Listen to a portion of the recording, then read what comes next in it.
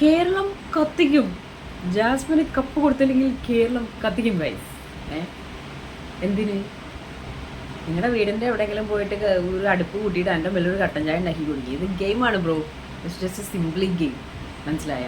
അപ്പോൾ വളരെ അങ്ങോട്ട് കുന്തളിപ്പ് കാണിക്കേണ്ട ആവശ്യമൊന്നുമില്ല. നിങ്ങൾ എന്ത് വിവരമില്ലായ്മയാണ് ഈ പറഞ്ഞുകൊണ്ടിരിക്കുന്നത്? ജാസ്മിന് കപ്പ് കൊടുക്കണം, ജാസ്മിന് കപ്പ് കൊടുത്തില്ലെങ്കിൽ അടുത്ത ഫിലിമൊക്കെ പൊട്ടിക്കുന്നു. ചായ കപ്പ് കൊടുത്താൽ മതിയോ, അതോ ബാത്റൂമിലെ കപ്പ് കൊടുത്താൽ മതിയോ?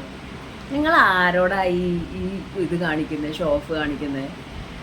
ഓപ്പോസിറ്റ് നിൽക്കുന്ന ടീം എന്ത് ഹ്യൂജാണ് നിങ്ങൾക്കറിയാമോ? ഓപ്പോസിറ്റ് നിൽക്കുന്ന ആൾക്ക് they know how to take care of the show. പ്രേക്ഷകരുടെ വോട്ട് അനുസരിച്ചിട്ട് ആരാണോ ഡിസേർവിങ് വ്യക്തി ആ വ്യക്തിക്ക് കപ്പ് കൊടുക്കും. എന്തായാലും ഇതുവരേക്കുള്ള എവിക്ഷൻസും മറ്റു കാര്യങ്ങളും യൂട്യൂബ് പോളിനെ ബേസ് ചെയ്തിട്ട് തന്നെയാണ്. ഓക്കെ. പിന്നെ അർജുൻ ഫാൻസ് കുറേ വോട്ട് കാര്യങ്ങളെല്ലാം കൊടുക്കുക. കഴിഞ്ഞ തവണ ഉണ്ടായിരുന്നു, അത് കട്ടാക്കി. ഇത്തവണ നടന്നിട്ടുണ്ട്. അപ്പോൾ എന്തായാലും അവർ ക്രിയേറ്റേഴ്സ് ഇതിനുള്ള ഒരു തീരുമാനം എന്തായാലും എടുക്കും. അപ്പോൾ ജാസ്മിൻ അന്തം ഫാൻസേ ലാലേട്ടൻ്റെ മൂവി എന്നല്ല, ഒരു ഫിലിം ഫീൽഡിൽ അല്ലെങ്കിൽ ഒരു സിനിമ റിലീസാകുമ്പോൾ ജാസ്മിന് കണ്ടസ്റ്റൻസ് അല്ല, ജാസ്മിന് കപ്പ് കൊടുത്തില്ല എന്നൊക്കെ പറഞ്ഞ് മൂവി പൊട്ടിക്കാരൊക്കെ ആയോടെ. എന്തും ആടെ ഇത് വല്ല ഒലപ്പടക്കം വാങ്ങിച്ച സൈഡിൽ അല്ലെങ്കിൽ കുറച്ച് ചക്കക്കുരു വാങ്ങിച്ച് കഴിച്ചിട്ട് സൈഡിൽ എവിടെയെങ്കിലും പോയി സ്വയം ഇരുന്ന് പൊട്ടിക്കാതെ ആരും ആടെ ചെയ്ത് എനിക്ക് മനസ്സിലാവുന്നില്ല. എന്താണിത്? It's just A game.